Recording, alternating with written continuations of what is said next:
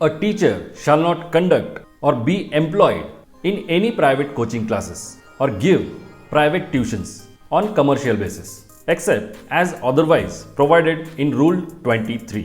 मित्रांनो, हा नियम आहे Maharashtra employees of private schools condition of services rule 1981.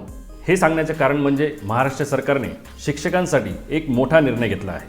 तो म्हणजे महाराष्ट्र राज्यात शाळेतील शिक्षक आता व्यवसायासाठी खाजगी ट्युशन्स घेऊ शकणार नाही, त्यांना प्रायव्हेट कोचिंग क्लासेस देण्याची परवानगी नसेल.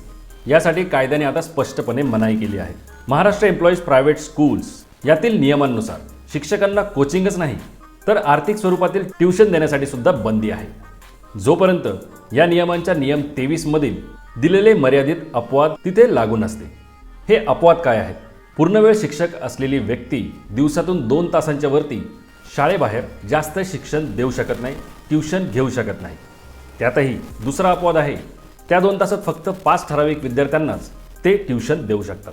शाळेतील शिक्षकांचं मुख्य काम असतं शाळेतील विद्यार्थ्यांना योग्य शिक्षण देणं आणि याच टार्गेटवर मेन फोकस राहावा म्हणून हा निर्णय घेण्यात आला आहे. अनेक शाळेचे शिक्षक हे त्यांच्या विद्यार्थ्यांना त्यांच्याकडे येऊन प्रायव्हेट कोचिंग घेण्यासाठी फोर्स करत असतात. हे सगळं थांबवण्यासाठी हा निर्णय घेण्यात आला आहे. सरकारच्या या निर्णयाबद्दलचं तुमचं मत काय ते कमेंट करून नक्की कळवा. प्रायव्हेट क्लासेस गरजेचे आहे की शाळेमधलं शिक्षण?